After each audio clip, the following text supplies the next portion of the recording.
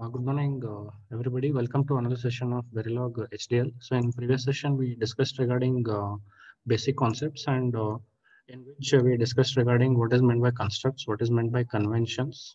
Then we came across a few additional things like what are the lexical tokens which are present. So what is meant by case sensitivity. Then we discussed regarding keywords, then identifiers. So here one example of keyword we have just taken. So here you can just observe that input is a keyword and wire is a keyword in Verilog. Now, if you just see what does case sensitivity implies. So if I write everything in capitals and if I just check out, this is not a keyword. That is what case sensitivity also implies. It is not only with respect to the identifiers what we are looking out. So this is different, and if I write something as all capitals, even this is different. So that is what it implies. So here you can see that the first letter is title case, and that is capital case, and remaining are lower case, that is title casing. So this is actually not a keyword. These two are not keywords. They are unique names. It is nothing but name tag or the identifier. So which are different from the keyword which is present over here. Okay. So this is one extra thing which we have to discuss. So then we came across identifiers. What does identifier specify, and what are the different examples, and what are the restrictions? So this is one important thing what you have to remember when you are providing name tags to the identifiers. So we can have all the characters of the alphabet or an underscore as the first character, that is lowercase a to z and uppercase a to z, and a underscore. These can be the first letters of the identifier. And subsequent characters, they can be anything. They can be alphanumeric, that is a to z, lowercase, a to z, uppercase, or 0 to 9. They can be anything. And apart from this, another special characters which are permitted are underscore and dollar sign. So these are the only characters which are permitted in identifier. So later we'll come to know what is meant by escape identifiers. So that we'll discuss later. So remember, whenever you're declaring a, say, a data type for any specific, you have to use alphanumeric this thing. But the one thing to remember is the first character can be alphabet A to Z lowercase or A to Z uppercase or an underscore. So these are the permitted first characters of a identifier. Subsequently, we can have again these things, that is A to Z lowercase and uppercase and 0 to 9. Then you can have an underscore and a dollar sign. So this is what we had discussed yesterday. So we had taken an example. So here what I want to specify is the identifiers. We're just specifying the identifiers. So we also discussed regarding white spaces, what happens when we are using white spaces, that is, and what happens when we are using comments. So here we mentioned that you try to improve the readability, and here you are trying to improve the code readability. So here you can just see one example of white spaces. So here you can just see it is bad code in the sense the code is not wrong, code is correct, but the way it is written is not proper. So it makes us difficult sometimes. It is just 3 lines of code here. Imagine if it is thousands of lines. So what would happen is it would be really difficult for us to go through the entire code. So if I have to review the code, it becomes really difficult. So here you can see everything is written in one this thing. See here, input is written, then output in one line itself. You are managing it. Then you have written wire here, and then you have written the end module keyword here. So what is happening is this is not legible in some way, somewhat. Imagine if another some 10, 15 lines come in, what would happen is where what is starting, what is happening, you might get confused. So it is better to say press enter after this point. Say input you have specified, press enter. Then some you have specified, press enter. Wire, this thing you have specified, press enter. So end module on a separate line. So that is one way. Another way, what they have done is, you can see this gives me more readability. This gives me more readability. That is intentionally when I put the white spaces so that I can understand which variable where, what it is, what is happening, which variable is input, which variable is output. You can have all the inputs at one point. So that is another way of writing the code. So here what he has done, intentionally he has written all the variables on separate line, that is using the white space. So this gives me good readability of the entire structure. It is just giving me good readability of the structure. It is not telling me what exactly the code is doing. I am not bothering about that. That I'll be bothering later. So here you can see when comments can be utilized. So suppose here he specifies that this is a multi-line comment example. So here I get to know that this code he has written just to represent how we can comment the lines. How we can comment the lines. So what is happening? I'll be able to understand what this code is doing. So that is what readability of the code is improved here. Here you are trying to just improve the readability of this entire structure. Entire structure, but in comments you're trying to tell what this part is or what this part is. So something of this. Here you can see that it is specified that input ports in single line. So here you are specifying that, and he's telling that these are the input ports. Then he specifies that these are the output ports. Then he specifies that these are the data types. So what he has done, he has created a section kind of thing for each. So you'll get to know that, okay, this is for only input ports, this is for output ports. So it makes the code readable, still more readable. Along with white spaces, if you include with the comments, right, then it makes the code more readable. And as a programmer, just remember that simply I cannot put comments everywhere. It will make the code clumsy. So here you cannot tell that, okay, this is input A, this is input B, this is input CI. I cannot do that. You can do it. It is not restricted, but don't follow such kind of coding styles. Okay, so that is what it specifies. So we had discussed up to comments and white spaces. So let us continue. So operators. So as in any of the programming languages, you can see that in Verilog also we have different kinds of operators. So just a few of them we'll be discussing over here, and when we encounter them, we'll be discussing all those. Okay. So first you have what is called as unary operator. So the name itself tells that the operator operates on unary operands. That is only one operand. It operates on one operand. So it uses basically single operand. And if you have seen that operator precedes the operand, that operator precedes the operand. So here you can see an example. So what is happening? Tilde is the operator, and this is a unary operator. This is a unary operator. Now here B is the operand. So here you can see that this tilde operator, unary operator, is presiding the operand over here. So unary operator is in this form. It uses just a single operand. So what does binary operator imply? The operator uses two operands. Two operands, and this operator is basically present between the two operands. So it uses two operands and it appears between the two operands. So for example, addition. So here B and C are the operands, two operands, and this plus sign which is there, it is the operator. And it is a binary operator since it is using two operands for its operation. And it is present between the two operands you can observe. Now, we have a special this thing that is ternary operator. So ternary operator, it specifies that it has to use three operands. It has to use three operands, and these operators will be present between these operands. So here one example is there. So here another thing to note down is ternary operator, it basically uses two operators together, which separate the three operands.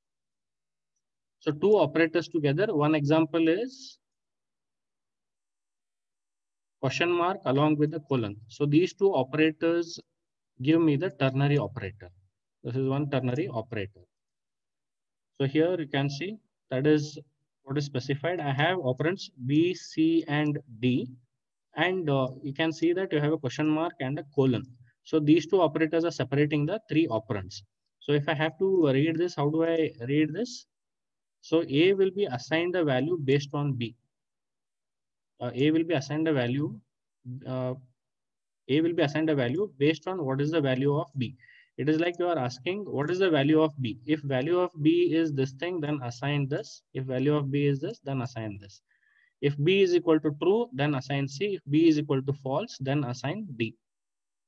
So this is how it operates. So instead of writing the entire if statement, right, this is another way how you can go ahead.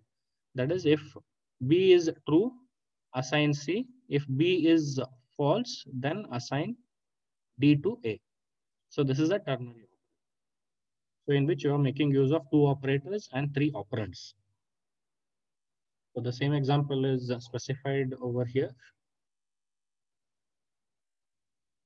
So next one is number specification.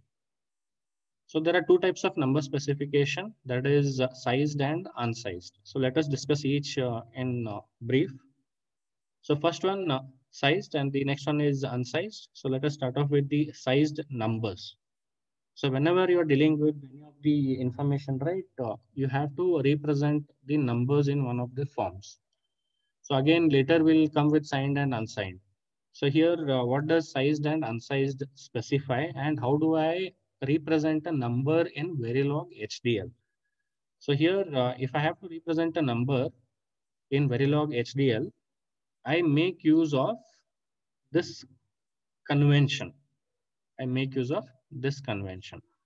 First, I specify the size of the number.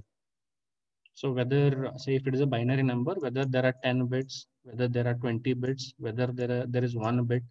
So this gives me the size information. Then you have a apostrophe operator over here. And after that comes the base format. So base format in which base the number is. In which base the number is. Whether it is binary, whether it is decimal, whether it is octal, whether it is hexadecimal.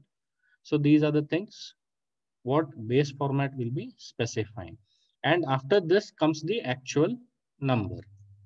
So first one is telling me what will be the size of this number, and next one is telling me what is the base format of this number. So that is how the number is represented.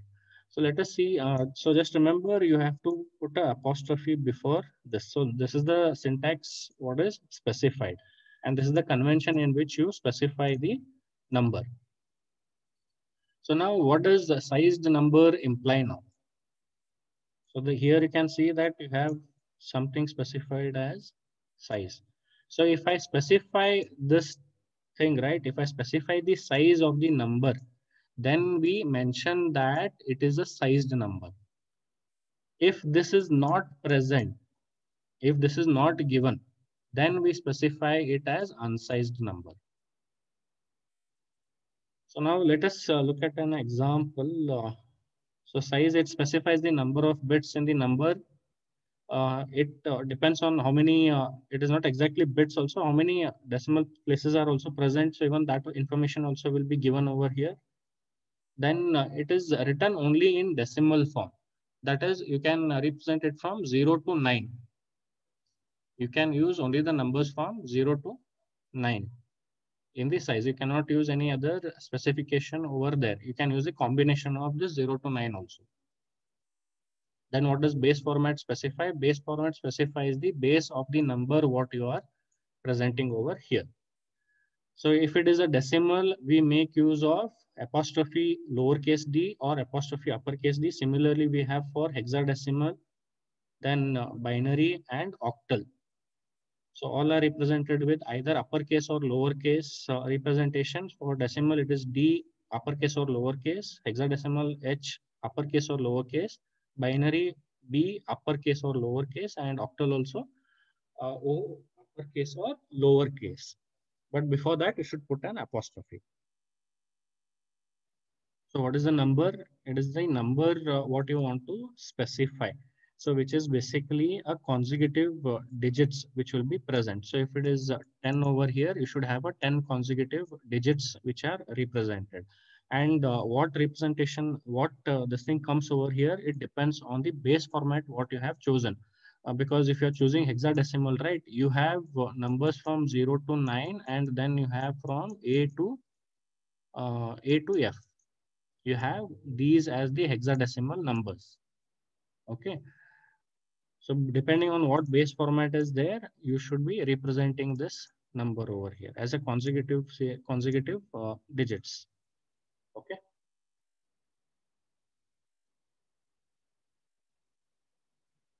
So here again, uppercase or lowercase can be used for number specification. But what happens is majority of the times you go for uppercase specification. Even lowercase it is not having any problem. So if you want, you can follow only uppercase, or if you want, you can follow only lowercase. So, but generally they try to go with the uppercase letters. That is, say in hexadecimal, if I want to specify A to Z, I would like to go with uppercase. If you're using lowercase, it has no problem. So here just an example. So what is this telling? This is telling that the size of the number is 4. What is the format? Format is binary. So since it is binary, what it implies, it is having 4 bits for its representation. That is, it is having 4 bits for its representation. Next one, what does 12 imply? 12 implies that this is a 12-bit number. This is a 12-bit number. The size of this number will be 12 bit. That is, here you have ABC. And what is this specifying? This is specifying that this is a hex number. This is a hex number, and the value of this number is ABC. So here you can see that it is 12 bit. Then next one, what they have represented, it is a 16-bit decimal number. So this will be consuming 16 bits. This will be consuming 16 bits. The number in the decimal format is 255 because here the base format is mentioned as D, that is decimal.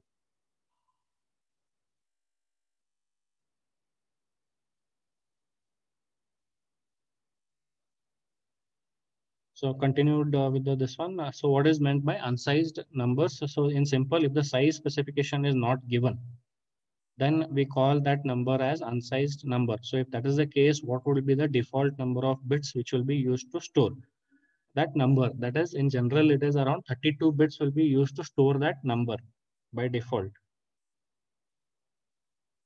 So here, numbers that are written without a size specification, they fall under unsized numbers.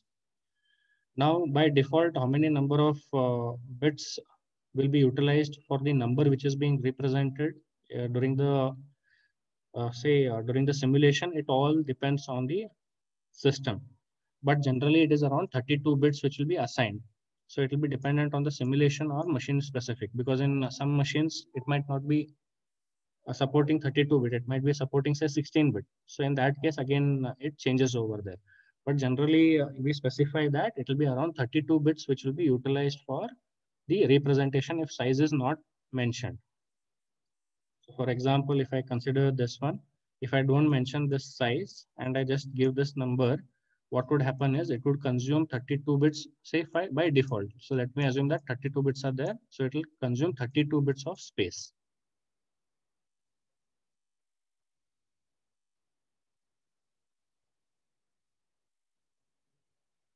Okay, generally we speak that it should be at least 32 bits. So that is what is required, but depending on the machine, it might change.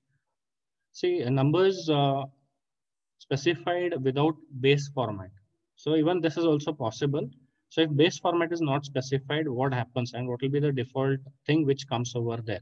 So if you're not specifying the base format, by default, the numbers will be treated as decimal numbers. So default without the base format, it will be a decimal number. So here you can see that you don't have the size specification also, you don't have the base format specification also. So when you have something in this form, this is treated as a decimal number. And if I have assumed that 32 bits will be utilized, so storing this one would require 32 bits of space. So similarly, for the next case, you can see that size is not specified, but what is the base format that is being specified. So this is also an unsized number because I don't have the size specification. Similarly, for the last one, which is octal. So this is 21 and this one is C3. But if you just see, if I use sized specification, I would require just 4 bits. But here you can see that this is consuming approximately 32 bits by default. That is what we are checking. We are assuming that the machine or the simulation allows 32 bits. So this is the hexadecimal number. This is the octal number. So this is unsized numbers.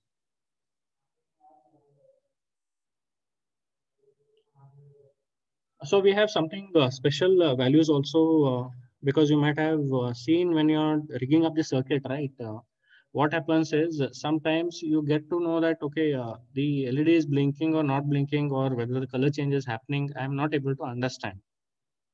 Or if you might have observed that you have rigged up the circuit and you test that if for some of the inputs it is the output is not changing at all. So no matter what combination you put, so for some of the say input bits, it is not changing. So such kind of conditions we call what don't care conditions. And in some of the conditions, if I'm not able to decide whether it is a logic 0 or logic 1, so there we have different conditions which we call as tri-state. So what happens is this is a special thing which happens in the hardware. In software, we don't have such kind of representations. But this is one special thing which happens in hardware. You have rigged up the circuit. Now, due to some problem, what is happening is the output is not driven to the intended level. So what is happening? It is I am getting confused whether it is logic 1 or logic 0. So LED is say blinking again and then indicating whether it is 0 or 1. It is getting confused. So something of this kind. So such kind of conditions happen in hardware. And also we have some conditions wherein I don't bother what is the output, or I don't bother what is the input, but I try to see what happens at the other end. So even these conditions are also happening. So suppose you are writing a K-map, I think you write something like this. So you put a don't care 1, 0, something in this form you write, right? So what is this indicating? This is a don't care value.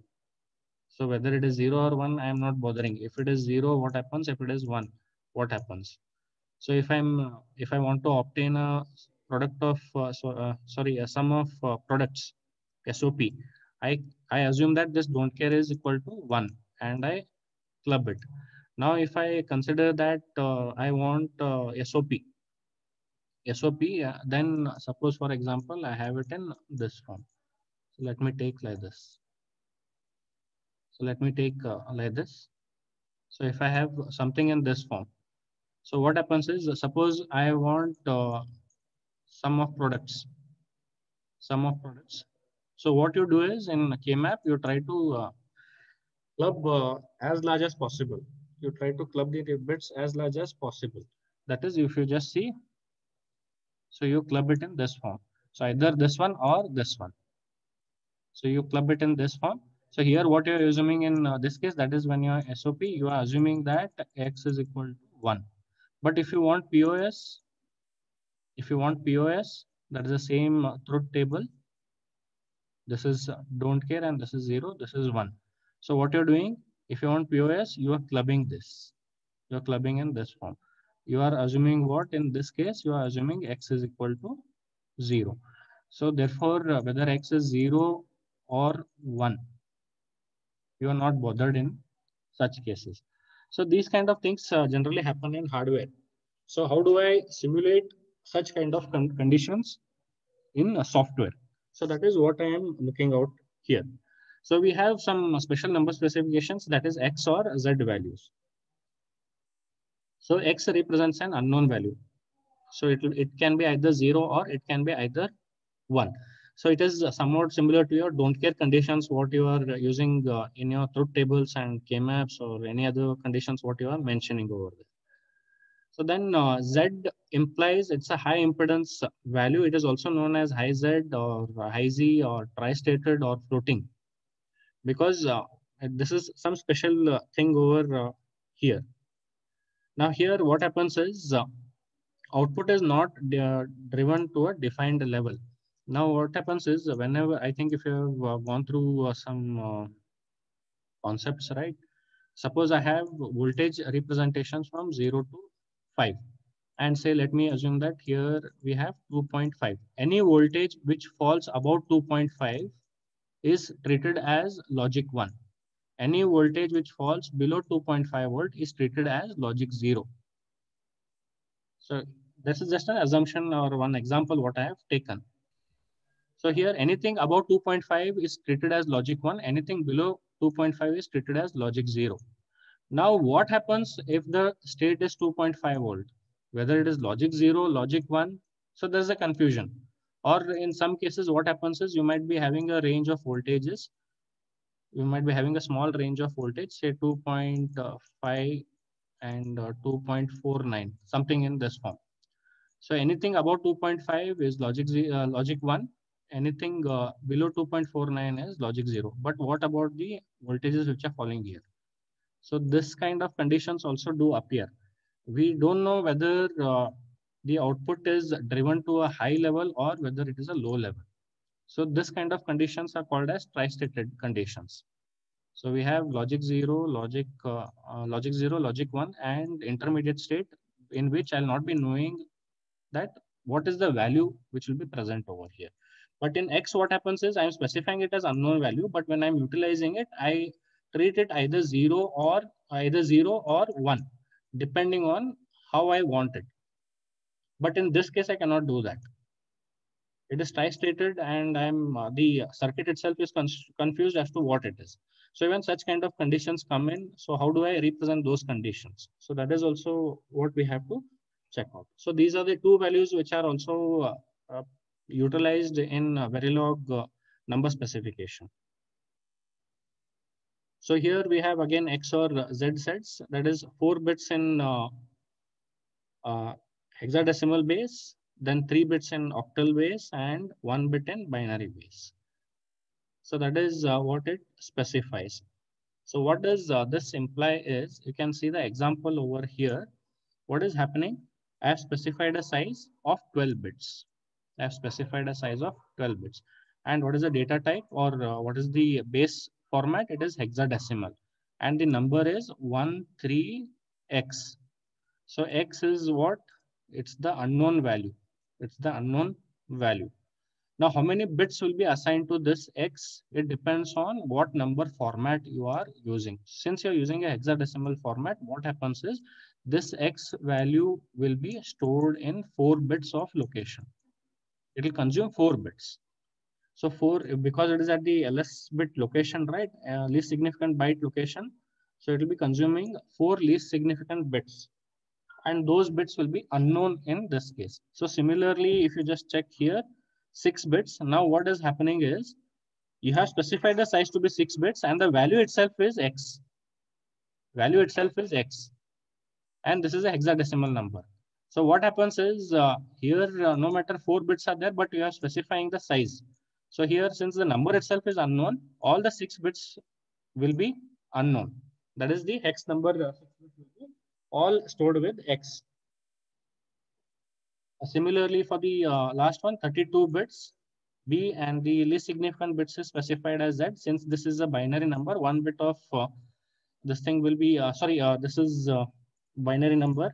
So I don't have a number specified, either 0 or 1, nothing, no combination is specified. It directly specifies that it is in tri-state. It is in tri-state or high impedance. So all the 32 bits will be stored as high impedance values or tri-state values. So this is what this part specifies.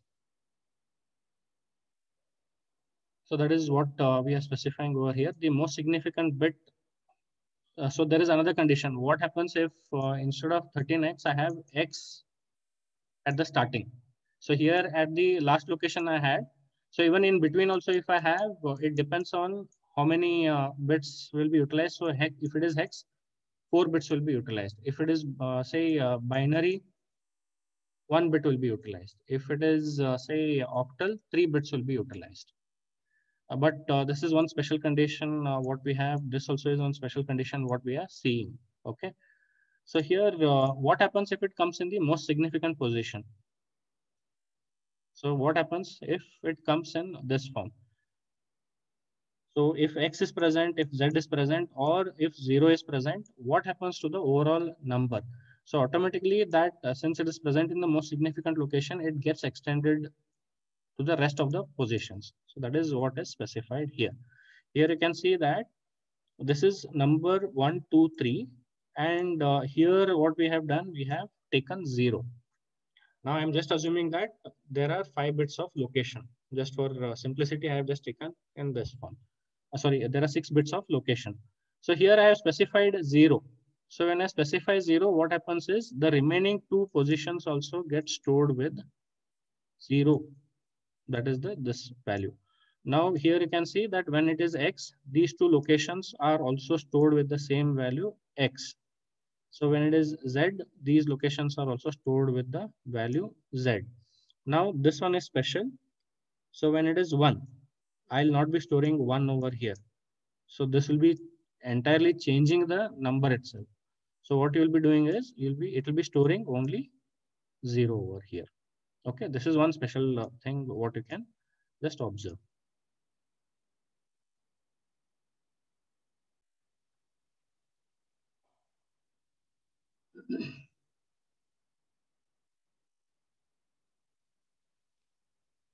So next one, what happens if we want to represent negative numbers? So previously all we saw that all were positive numbers what we had represented. Now what happens if I have to represent a negative numbers? Because even these numbers are also encountered. So here we can see that we can see that first of all we represent the negative number with the minus sign just before the size specification what we are putting. And what happens is the negative numbers are represented in 2's complement format because I don't have any mechanism wherein I can store minus in any of the locations. I can store minus in any of the locations. I cannot do this. So therefore, what you do is you make use of say 2's complement. Suppose 0, 0, 0, 1. So this is plus 1. So I can have something like 1, 1, 0. That is 0 represents positive, 1 represents negative. So this is minus 1. This is minus 1. So this is how it goes around. Okay. So this is how we store the number. So one is you have to specify the minus sign before the size specification, and the other one is you have to represent it in 2's complement and then store it in the location which is available, or it is represented in 2's complement format. Size constants, because they are always positive because it is just a number what you're specifying. You cannot have a size which I can tell that it is negative. I cannot do that. Size constants are always positive. Only it is the numbers which can be negative. Now, putting minus sign between base format and number format is not permitted. So the number format, what you had it as size apostrophe base format, and then you had the number. So putting minus sign in between is not permitted. That is base format and the number, it is not permitted. Only you can put it before this. Okay. So this is how you can represent it. So this is one special condition what we'll be checking later. This is used to perform signed integer mathematics. So that is what we are looking at. So here we have some specification. So here you can see that size is 6. It's a decimal number, and this is 3. So what happens is if I have to store this 3, first you have to represent it in 2's complement and then you have to store it. And here I have specified 6, but it specifies that it consumes around 8 bits in order to store this entire number. Okay.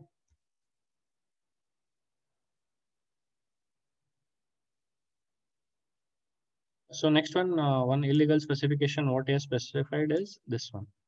That is putting minus sign between the base format and the number. This is not permitted. You cannot do this. Okay.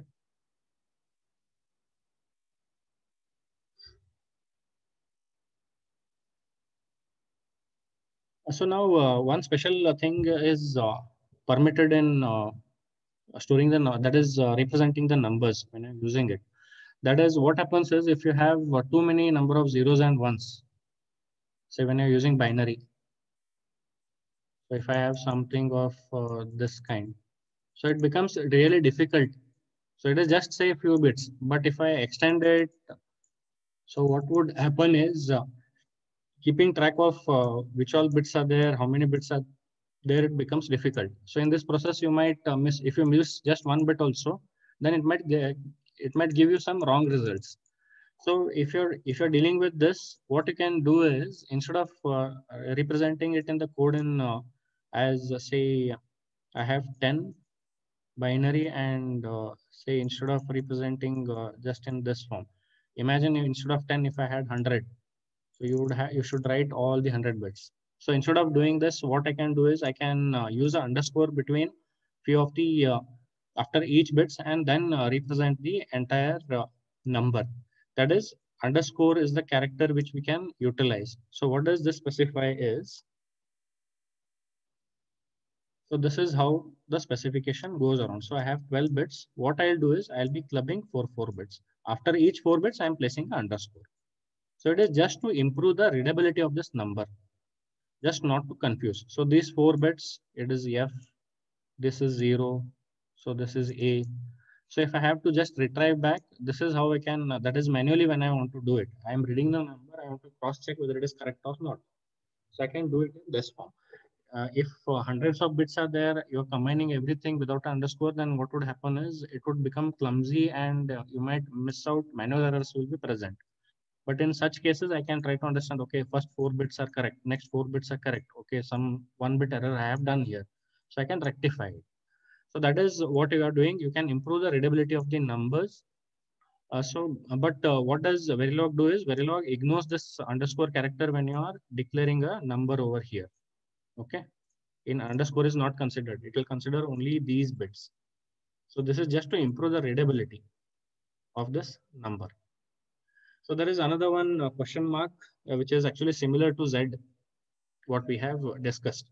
So it is an alternative to Z. But what happens is in some of the things it is useful. We later will come to see what is meant by case X and case Z statements. So these are again basically used to improve the readability in case X and case Z statements. So for question mark, one example we have here wherein we have 4 bits. What is this specifying? It is a binary number. Then we have first 2 bits as 1, 0 and last 2 bits I don't know. So I don't know, then how do I store it? I'll be storing it in this form. That is 1, 0 and the others as unknown. That is Z. So this is how it will be stored.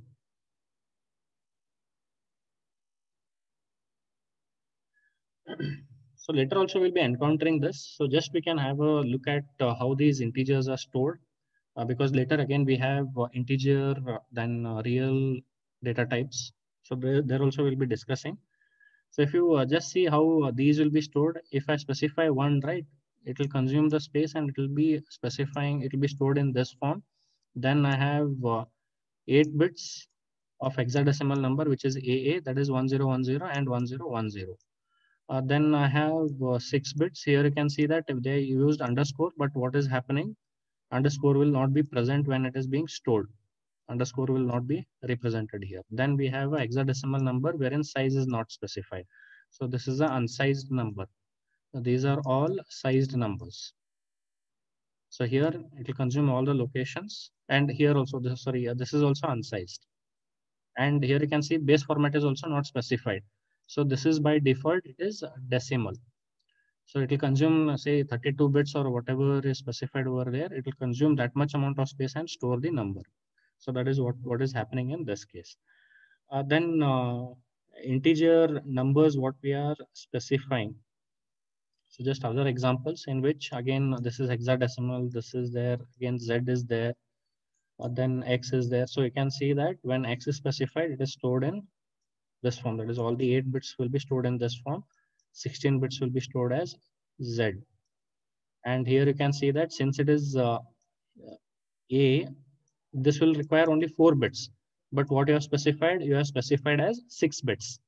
So what would happen? The least significant bits, that is previously I discussed this thing, right? If I have a number in this form and I have the other this thing, if this is 1, ms bit is 1, the rest of the places will be stored with 0.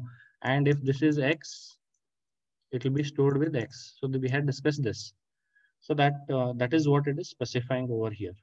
Okay. Then we have real numbers. So examples, it is 1.2 will be as 1.2, 0.6 will be as 0.6. This is decimal notation. It is not how it is stored. So these again, they'll be stored with either using the IEEE 754 format, either single precision or double precision. So depending on how the system is operating or what format is mentioned. So here we have this one. So this might be stored in this. This is the decimal notation, but how it is stored again it differs. Okay, this is not the storage what is specifying. It is just the decimal notation of the real number. So just another few examples what they have given. So 32 hex ted underscore beef something is specified. So here this is nothing but this is all hexadecimal numbers. Okay, these are all hexadecimal numbers. Don't confuse that it is a string. So it is a hexadecimal number. It is a signed, unsigned or signed positive number. But when you're specifying minus, it turns out to be a signed number. So here it is a negative number. Okay, hexadecimal negative number. So these are just a few things to discuss regarding the number representations. So just an example on how the data gets stored and will be represented.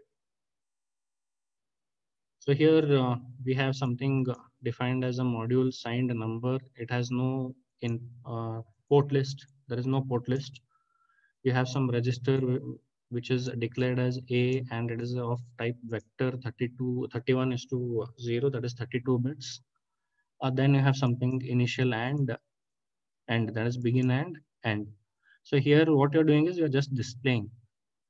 So somewhere we had come across this one, right? Compiler system tasks.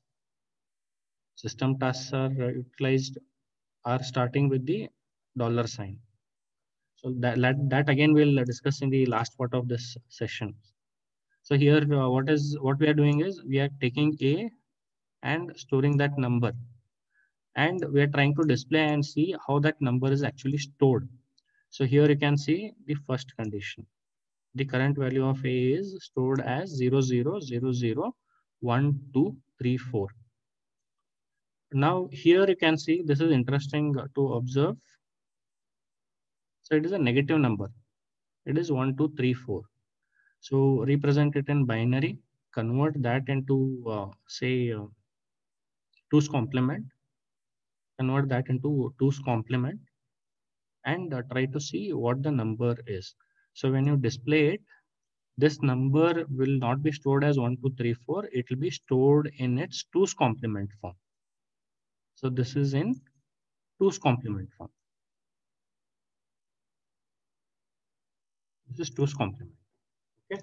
So that is one special this thing what you have to just observe. Then this is number, hexadecimal number, and when you display it, this is how it appears. That is all are in lowercase. All are specified in lowercase. So they get stored in that way. Then the last one, minus 32. So again, what I have to do, since this is a negative number, I have to convert this into 2's complement and then store it. That's why this stored number is represented in this form. Okay. So this is how it goes around.